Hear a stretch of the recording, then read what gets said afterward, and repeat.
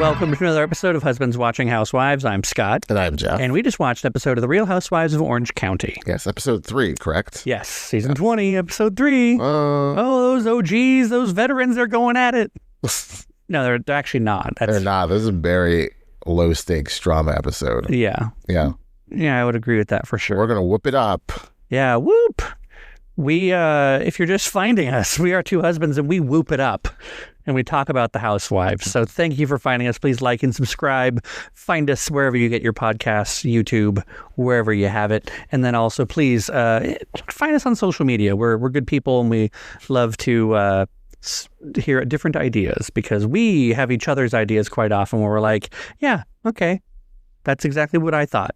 Yeah, it's basically just amening each other. Yeah, not all the time. I mean, No, we definitely disagree on certain things. Yes, you're not just in store for a podcast where we're like, yeah. Though in this episode, maybe, because not a whole lot happened. No. So we never talked about the taglines last time. Oh, right, yes. Which is to say that, and we're going to be in agreement about this, they're all really weak taglines.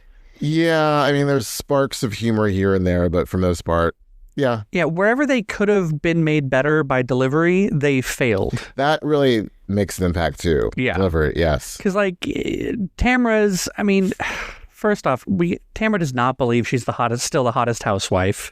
She does not. That was her. No, I get it. Yeah. I understand why they chose that for her. But then it ended up with, and that's my opinion. It's just like, Yeah. what? Like, they could have had her scream it like she did before, you know? Right. And then, I don't know, they're all, Shannon's, the only way I, keep things together is with shapewear. Or Gina with the, I might be spoken for, but I'm not going to speak up. That doesn't make any sense. Yeah. And they're all just weird. And then Vicki's with the whole, like, hers was delivered poorly as well. Whoop it up, yeah. Yeah, it's like they put them in a sound booth to record those, and they were all just like, what? Do I just say it like this? Very odd. Very much so. Yeah, and they're not a winning batch. Maybe they're going to use this as the excuse to stop having taglines on Housewives, which I'm surprised because other franchises, we don't get taglines till the second episode, which we got last week, but then that's the last time you see them. Right. Salt Lake, for instance, you only get like 1 or 2 episodes where they use them. They don't need to rush to the episode with this one because it's like... Yeah. Very true. Yeah. Very true. So what happened this episode? Tamra's daughter Sophia moved out. Yep. That's that story. Mm-hmm. Apparently with her boyfriend Nico. Yeah. Did she move in with him? Oh. No, she moved down. I thought she got her own place, but it was like down the street from Nico. I thought they were moved in.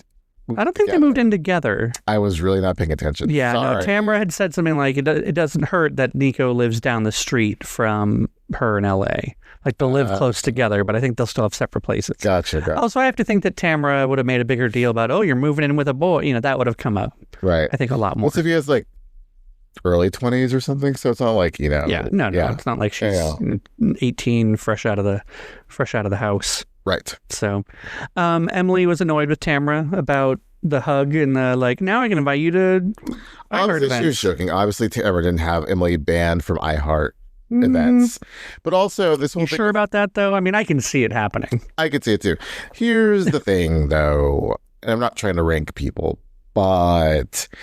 on the hierarchy at iHeart, yes, you are below Emily. You are below Tamra. Yeah. Because it's just facts. Like 2 T's up here, you and your husband, Legally Brunette, down there. Yeah. So just like... And just in general, it's the obvious thing. Like they have a network at iHeartRadio because they have the good podcast and they got Emily on there to help out and do stuff. So yeah, it only makes sense that probably the people who have the sway are Teddy and Tamra. Yeah, no one's saying like your podcast is shit. I mean, we don't listen to it, but whatever. We're just... I'm just not into what she covers. Like true crime. Yeah.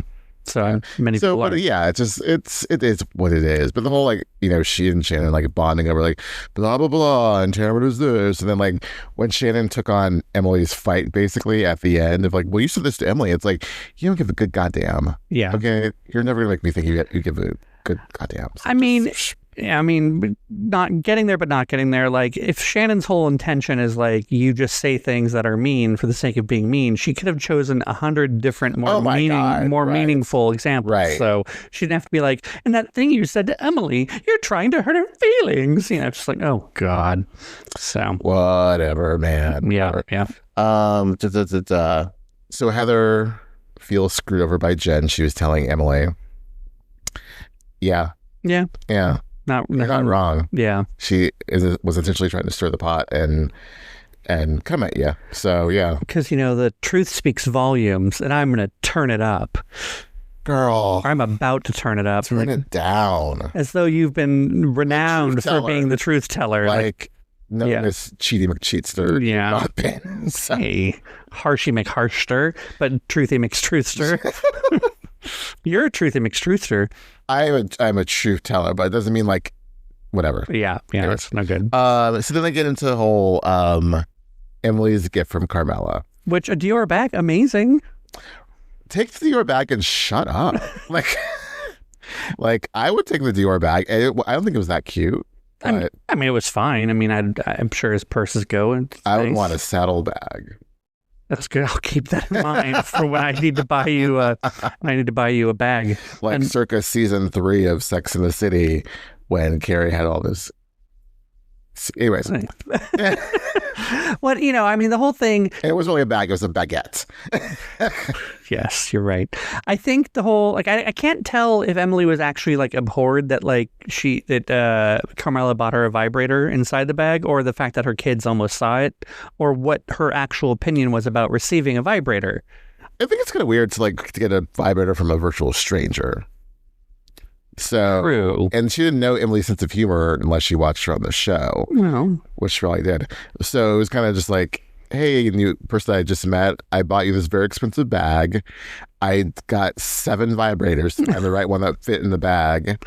And here you go. For Emily to have questioned her motives, was she trying to have a moment? Yes, she was trying to have a moment. She's a brand new housewife. Have some empathy, some sympathy for this person. She's making her debut on one of the first episodes of the show. Just be nice, let her have her moment. But the fact that, and it's fine that Emily didn't open the gift at the party. I don't have any major qualms with that. But don't sit there on camera and start questioning her motives. It's yes, she was trying to have a moment. She wanted to make an impact. And whatever, you didn't let her have that. That's fine. I don't think she was trying to show she had swag. I agree. It's more so she was trying to set up the joke. That's why she's are you going to open your gifts? Right. Because she was looking for that. So whatever, she's new. And then to sit there and, have this kind of shady, confessional about, I don't know what this is about, but thank you, I like it. It's what do you think she's going to do after she spent all that money on a Dior bag, and then, or whether it was gifted to her, I don't know, maybe she just had it in the closet, who cares?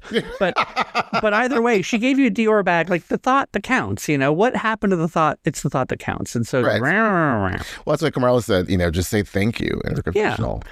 Side note, I bought my old roommate a vibrator. My old roommate Sarah. For right. For that, yeah. Yeah, a very expensive vibrator. I did a lot of research. So not from Amazon. Not from Amazon. I didn't know you could get sex toys on Amazon. Oh, you can. They're usually in my understanding. They're usually pretty cheap. Are they really massagers? No, they're usually straight up sex toys. But yeah, I researched and I asked my friend who she knew a lot about vibrators for the ladies. I was which one would you buy if you were buying a vibrator? And I got Sarah the exact same one, and she loved it, but left it in a hotel room. Oh, that's right. I remember this story. But if I recall, she went out and bought the exact same model because she liked it so much. And I was all right, that makes me feel good. What I really wanted was I bought the exact same model because I didn't want you to know that I lost it. I wanted there to be a weird, shenanigan. As if you're going to your house and be girl, let me see that vibrator. Well, we were roommates at the time. So, that's right. Yes. I could have gone up there and seen the vibrator and been wait a minute, I bought you a purple one. Why is that one pink? See, that's a more adult version of Three's Company. Yeah, that's true. So, and Chris is oh.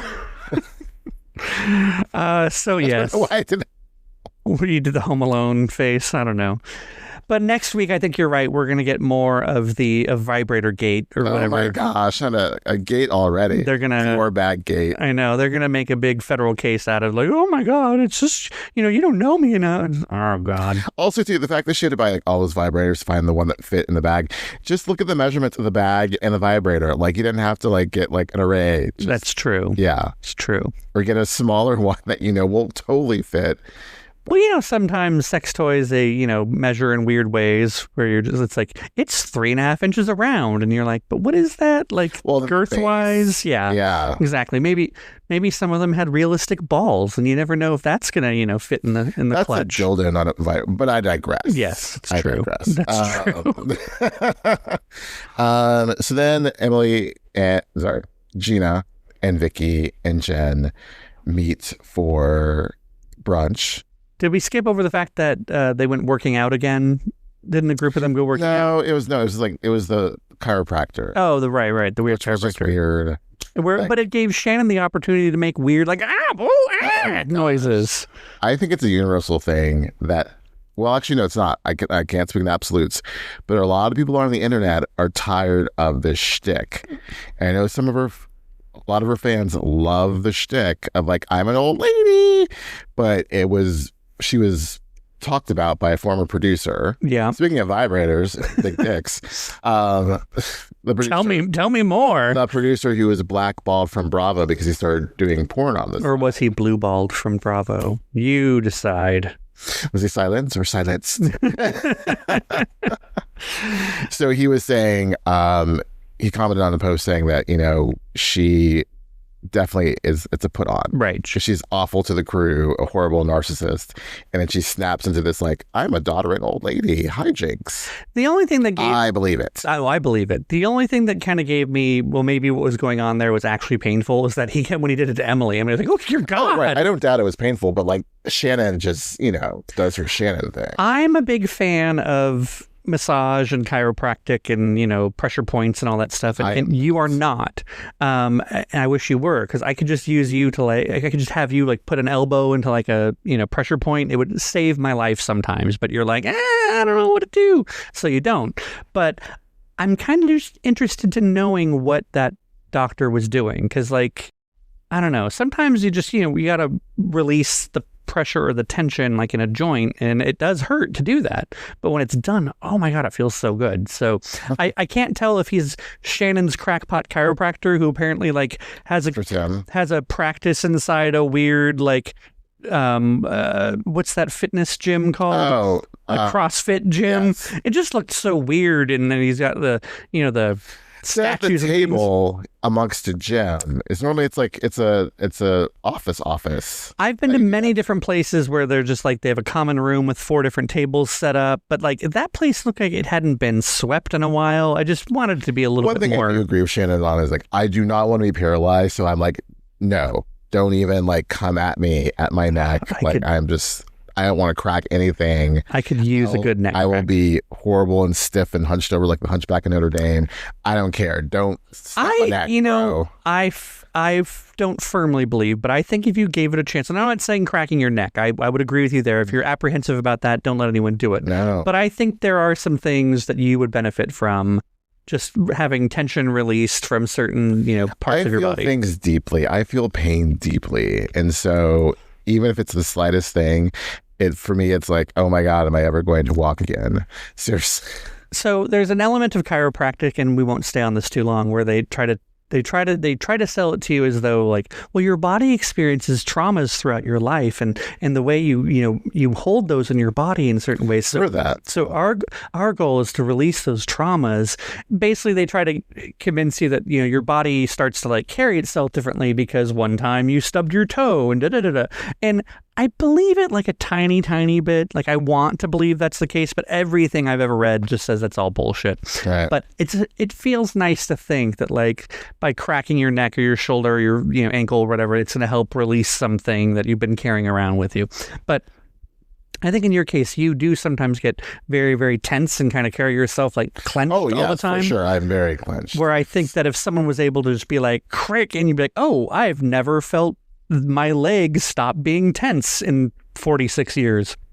Oh, So anyway, I think you should give it a try in like a gentle chiropractic way.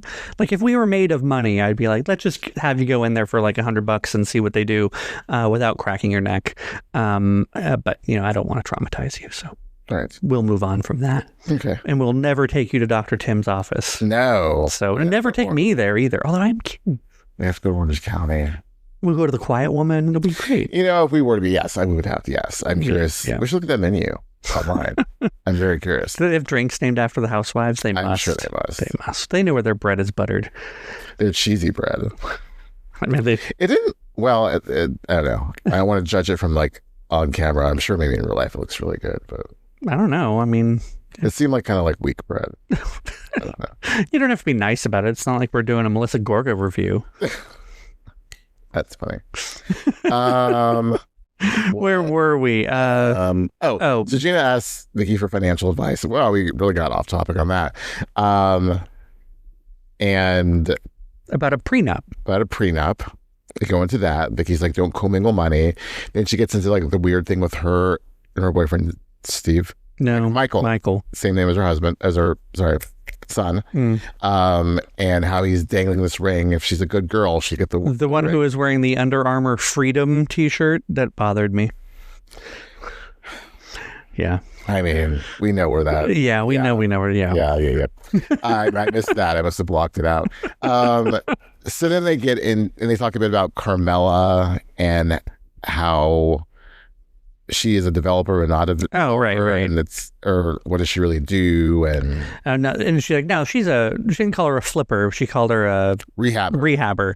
And it's like, okay, whatever. She's, investing in, properties that she's doing real estate stuff, which is Gina's whole point. We need to like see her because when we see Carmella, like I think I wrote down like Carmella hangs out with her daughters because it was like, what is this scene? I want to see her at work. We've seen her at home. Now let's see her like selling out or like developing out. We need her to have like a nice intro scene like Stephanie had on Miami where she's like going to work being a bad bitch. Oh my gosh, like I'm working fast. I'm wearing a suit. Yes. And it's like I'm working fast. Can we talk about what when Vicki shows up wearing that weird soap opera villain outfit? Oh, with the jacket over the shoulder. Yes, and then Gina's apparently wearing, shoulder pads galore this season. Like Paula Poundstone. Like everything. And I know she must be going for a look. It was very Paula Poundstone coded. She's using non-Asian designers, I'm sure. So making a point of it. So. Oh, yeah. But anyway, you're welcome on that. And thank you, Katie Janela. Yes. With Team Katie all the way. Obviously. So yes, Jen and Emily talk about their kids. Did they? They bonded over. Oh yeah, over the whole. Yeah, I just have a hard time, especially watching the whole scene with Jen and her son. Yeah, I wanted to skip to that one. Yeah. So, I think I said at one point like she's beating herself up for breaking up the marriage and the kids not having the home they used to have, whatever, or the parents or the family that they used to have. And she really did it this episode. And I just kind of, I don't want to like mom shame or anything. I don't want to like go like and be insulting. It just seemed that she really, that conversation went from like, he feels really bad, he's being picked on, he's upset about not seeing his dad, and she kind of like fell apart, and then he was comforting her. And I kind of wanted it to be more about him. This is familiar. I think she had a similar scene last season and we came to the same conclusion. With the older son that went I think so. That like it started off as being about what's going on with you and it turned into I feel so bad and it just I think the same thing happened. She needs to it's hard to they need some therapy. I mean maybe they are right. Therapy, but it just seems that she takes on so much and it really shifted.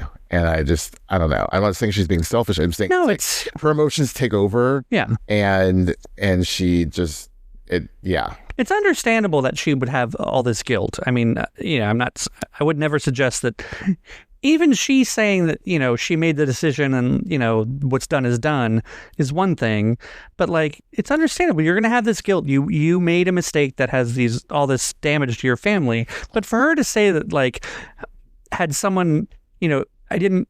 Whatever she said, it was something like, if she didn't dig her heels in and really try, it was basically saying, if I didn't leave, none of this would have happened. I should have tried harder to stay in the unhappy marriage I was in. But she started off with some qualifier. It was like basically along the lines of, nobody told me that I would have caused this much damage. Like, what did you think was going to happen? So part of me, something just doesn't add up here. And maybe she is just asking them to like say all this stuff as a talk to so she can have a storyline. I don't know, but.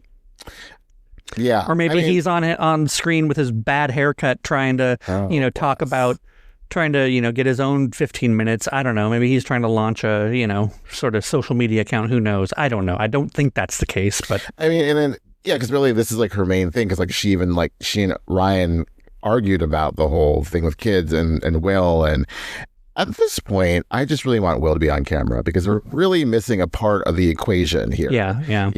And she needs to heal with that. And yeah. Which would you rather have? Will have a confession or Ryan have another confession? I'd rather have like freaking Travis have a confessional over freaking Ryan. When Ryan showed up, you were kind of on your phone a little bit, and you just looked up and saw him, and you're like, ugh. No, I was like, no, I don't accept this. I rebuke this. Yeah, I did not need that. I don't need dude confessionals. And now I'm reminded they were going through his closet and pointing out all his fashion. Sleeveless black tees. Yeah. He's just a tacky, shitty little scummy man. And I don't like his hair is so clearly dyed. Like it's dyed poorly. It's just, it's in the tan, and it's just everything about him is just like, it's very oogie. It's oogie. It's creepy crawly. It's ugh. Ugh. I don't. Ugh.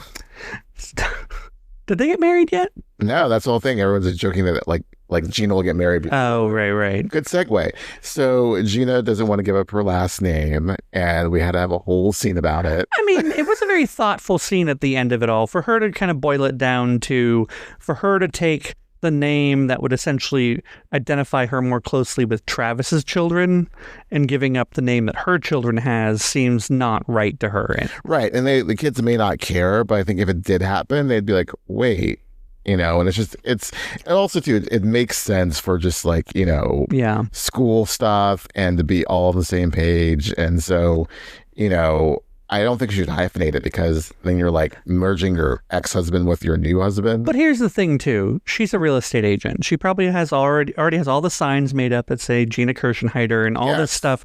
Like she probably has all the flyers, whatever she has.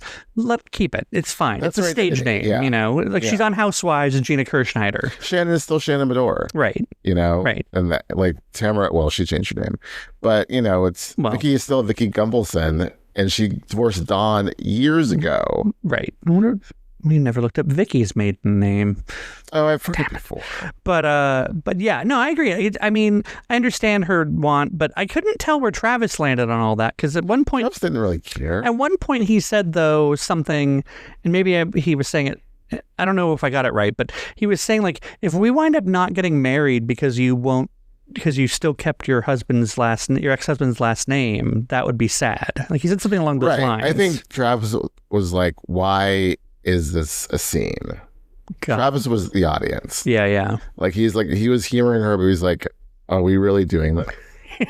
Yeah. So it's valid though. I mean, we never changed our names or anything, but we're two men, so it's a different situation. Right. And we could have hyphenated, but like it's just such an ordeal and it's so much part of your identity, your name. Right. But if we had kids, though, I mean, do we hyphenate? What would we do? They would hyphenate, but we would not hyphenate. Right. Got it.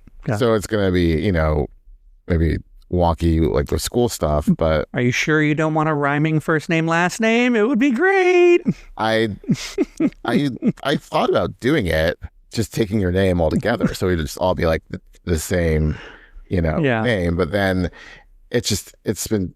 I'm 46. This has been who I am for 46 I always years. think that's funny. You know the story, but when I was little, I never liked Scott. I didn't like the name very much. But also I think because the guy, one of the older brother next door, his name was Geoff. And I was like, being a little kid, you're like, oh, I want to be just like him when I grow up, blah, blah, blah. And I was said to my mom one day, I want to, I would love to have my name be Geoff. And she's like, oh, you realize your name would rhyme then? And I was just like, oh, yeah, that would never work. And so the irony that I married a man named Geoff. So full circle. Very full circle. Although he spelled his the boring way with a J. As most do. You know, my boss today was like, were you named after Jeffrey the Toys R Us giraffe? And he was being funny. But I was like, no, but thank you for recognizing that, because growing up, that was the only person who had my name I could identify with. So I was like, good on you. Also, not a bad thing to be named after if that was the case. I mean, no, it was my sister Danielle, just chose the name and the spelling. Got it. Yeah. So it's her fault. Yeah. It's just so funny. It's funny. My mom always said that my brothers chose my name, but if I talked to them about it, they're like, I don't know what you're talking about. But also at the same time, they were probably also 10 years old when they chose it. So who knows? But it was also supposed to be because my grandmother was Scottish. Oh, okay. So that's why you always told me that. Yeah. Who knows if it's true or not? We'll never know. Never know. But yeah, I mean, Gina's not insane for having this conversation. I just think that where she kind of got there, it was cute. They showed her son be like, I don't care. It was like, okay. Right. He's like, why are we? It doesn't bother me at all. He's like, I just get my glasses. Yeah, exactly. Yeah. Can we go home, Mom? Thanks. So seriously, why is this camera here again? I enjoyed the Teddy and Tamra scenes. Oh yeah. Scene, 2 T's. It was just really nice. I was surprised that Teddy broke down because she doesn't really cry very often. But I was trying to piece together when this was all filmed, because I know that Teddy, because we listened to 2 T's, and I know that there was a moment where everything was on the up and up, and then she kind of had a decline for a little bit and then was back up. So I was wondering where this fit in with that. I think this is because Heather's party was around Valentine's. Oh, so true. Yeah. Well, I can't. So February, March. Yeah. Okay. Yeah, of this year. But no, the fact that, she, at that time when they filmed this, she said she was getting a bit better, but she also, should feel grateful, but she doesn't. I think because she always wants to be further ahead and whatnot. And it must be a real sad mix of emotions. And oh, certainly. But she's way better now than she was when they shot that. So yeah, I'm looking forward to whoever she talks to about it, whoever she recaps with. About how she was feeling in that moment. Oh, so we're going to listen to the 2 T's and it'll be Dolores. I don't think so. I think it might be Matt. Oh, you think he's been doing it? We did it last week. Okay. Because I think Dolores has been busy with... Oh, she's been filming and everything. Now that's over, maybe she'll just have... We'll see. Yeah. We'll see. I mean, hopefully it's Matt, though. Yeah. So. I enjoy that. Yeah. I miss Erica. I wonder why she's not doing it. I think Diamonds in the Rough is just totally done because they have not done it in months and months. Right. Yeah. Maybe Erica's busy with other stuff. DJing. I can't sit here with a straight face after you said that. So moving on, we already talked about Jenn and her son. So just Tamra, the quiet woman ends up happening. Yes. I would not like walking into a restaurant that I go to and have someone oh, hey, Scott, how you doing? It would just really bother me. I don't care if I've been in there a million times.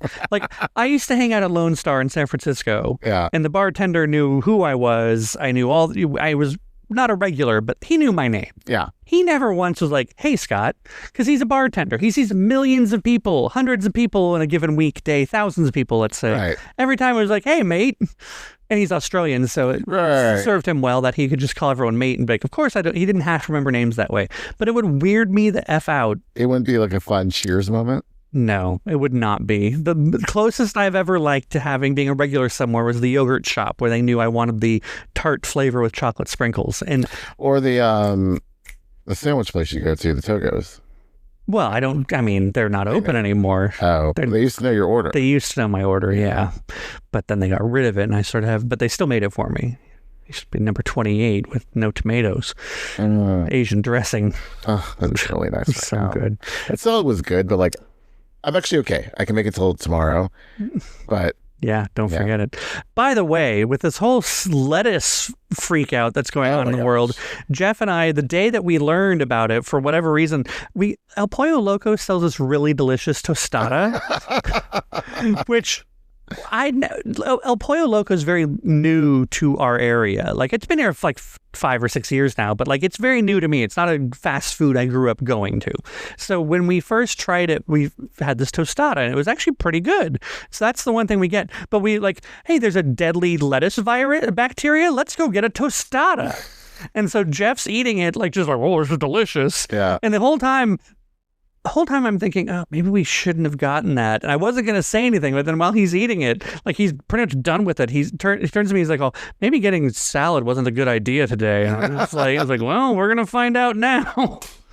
But luckily we're okay. yeah, nothing bad It was has. so good. Yeah. But then we proceeded tonight to have another salad. So this is this, prepackaged spinach. Well, some with all this other stuff. Oh, it's But it's also, I think, everything you've seen where it's been affected has not really been California. But I always feel bad when things like this happen, because like when the E. coli thing happened at Jack in the Box, yeah. like that devastated their business. And then Taco Bell had an issue with green onions like back in the 90s. And back in the day, that was the only onion I would eat, would be green onions, and they took that off their menu. And like, so every time one of these things happen, they start removing ingredients from menus because the public in general just doesn't trust it anymore. Right. It's forever marred. I still sometimes think, we go to Jack in the Box, like, oh, but that was so long ago. I know. And so that's the thing, is like, it could very well be because of this stupid thing that lettuce just suddenly disappears. And like, think about all those lettuce farmers out there. Look, I enjoy some lettuce. I enjoy a good salad, especially a Caesar. So maybe this is what's going to make kale rise to the top again. Fuck kale. Do you want to chew on some Velcro? Have some kale. So Gross. No, romaine all the day. I like some iceberg. All the day. All day long. All day. Yeah. Whatever. All day, every day. It's warm up here. We're getting back to our roots where we can't podcast so long or else the heat gets back to in the us. day, Rebecca Romaine, when she was married to John Stamos, she was Rebecca Romaine Stamos. Yeah. And then she dropped it when they got divorced. And then she married Jerry O'Connell, and she's still Rebecca Romaine. But that's like her maiden name, I believe. Yeah. Yeah. Yeah. I don't know why that just popped in my head. She's married to Jerry O'Connell? Yeah, they're married right now. Oh. Right now. They're married they have like twin daughters. Oh. Well, she must really love him.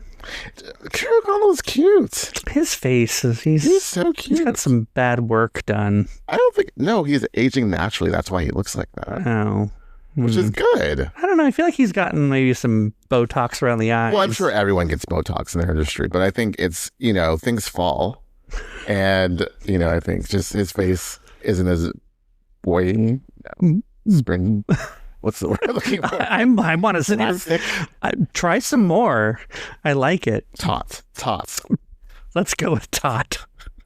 As it was, say, back in the Sliders day. Well, he was probably like 22 back then. So no, I hear what you're saying. Or the Heartbreaker video. All right. So moving on to the Quiet Woman. Yes, Quiet Woman. It just weirded me out that he's like, oh, hello, Tamra. Oh, hello. Like, please don't. Well, he's been on camera so many times. Yeah. Like, this restaurant, talk about being put on the map. True. Like, Andale's is like, whatever, Vicki. Quiet Woman's like, yes, Shannon. Do you want to buy in? We'll make you a silent partner. Anyways, they go back and forth. Vicki and, Shannon and Tamra and and like, you hurt me, the girl strip thing. I was a drunk. What I thought was interesting, though, is that Shannon ended up saying something, asking Tamra, like, how do you think, and then Tamra tried to come back, well, what do you, like, with a what about? Yes. And then And Vicki said, answer the question. Right. And that was the one good thing Vicki said this episode. Yes. And I actually have to appreciate that, because I didn't realize how instinctual or reflexive it was for Tamra to be like, well, what about the time you screwed me over? It's like, that's not what we're talking about. We're talking about the question she just asked you. And that's why it kind of was odd for Shannon to pivot to the thing you said about Emily. It's like, what does that have to do with you? It was so dumb. Here's the thing is, I love Tamra and she's like my number one, but even I have to say, like, you have said some awful shit to Shannon. Yeah. And so you have to own that. And I know you want to move forward, but when you keep sliding back and saying horrible things to her that upset all the housewives on Girls Trip, then you just gotta be like, you know what? that was really shitty. And she did ultimately said, I'm sorry I hurt you. I shouldn't have said that. You know, I just hope it sticks because I'm tired of this rinse and repeat. I'm tired of Shannon playing the victim. Like, oh, Tamra did this to me again. And it's like, I'm tired. Well, because like, just coexist. You don't need to be Tracy Migas again. Just coexist. Right. And stop talking about it. Well, it's irritating because Shannon talks about how Tamra never takes accountability for her role in anything, but Shannon doesn't seem to do it either. Like, Shannon just wants to be like, oh, Tamra just keeps assaulting me and coming at me with all this stuff. She is perpetual victim. Yeah, and it's just like, you aren't innocent in this whole thing either. Yeah, you talk mad shit about Tamra, like they showed it on her TikTok. Yeah, and you incite others to do it as well. You try to get other people to like... I'm sure Shannon would have a field day, would love it if Tamra got kicked off the show again, because she'd stop talking to her when she got kicked off the show the first time. Mm-hmm. So you're not... That's what this whole thing sprung from, is that Shannon abandoned her when she got kicked off, and then, you know, then when they got back together, and then Tamra heard that she'd been saying horrible things about her, you know, and that's when they started that season, that Alexis season. And it's just what... Yeah, it's a messy thing. I don't think for a minute that any of that's going to last. I think it's kind of lip service and BS for them to even be on camera saying, let's move forward. But, you know, I'm fine that it is. Like, I don't want them to talk about it all season long. I don't want it to be another, you know, year of that, or Tamra calling her an alcoholic or anything. Yeah, because that's just really, it just reflects poorly on Tamra. I don't really care about Shannon. It just makes Tamra look bad. Yeah. That's what I care about. Like, Tamra's thing on the show and resolving stuff. I have to back you up a little bit because you said Tamra's your number one. I need to make sure it's known on Orange County. Yes. She's not your favorite housewife of all time. She's that would be Kyle. Yeah. But I do love Tamra. And she's, as far as Orange County goes, she's the reason why we started watching the show to begin with. Yeah, because you'd sworn it off. You wouldn't even let me watch. I was like, could we try it? You're like, no, not even. I'm just bad. They all like that. So, that was pretty. But when Tamra came back, you were like, okay, let's give it a shot. Exactly. Yeah, here we are. And here we are. Mm-hmm. Yeah. There's, you know, so. I thought it was a lot of filler. Like, they did move forward a bit. I feel like next week's looks more exciting. Mm-hmm. I think then that will lead to the mini trip to Vegas. Yeah. It needs to let's get going. You know, as much as I want there to be like a Salt Lake situation where every episode is, you know, just on. Yeah. I do like that there's some sort of thoughtfulness to an episode like this, where we do get the part with Gina talking about why it bothers her to, you know, so much change the name. And I do like that as much as I don't really care about it, I like that they spent a moment with Jenn and her son and everything. We get to see a little bit I could have gone for less of that. Yeah. But, and even the whole, you know, it was cute to see Jenn and Emily sorting through the closet and kind of hanging out. And I forgot about it. Yeah. Having a little movie montage moment where Emily wears Jen's old dress. And they were doing. Yeah. So, you know, that's sort of nice to see. So I would, you know, I don't want to be totally down on that this was a filler episode. It was a lot of personal story, but the personal story wasn't really compelling. Right. Yeah. And so I think, you know, something will coalesce around other things that happened this season, and this was just kind of like, we're not there yet, but we're going to get there. Yes. So it's all good. Mm-hmm. Anything else we need to cover?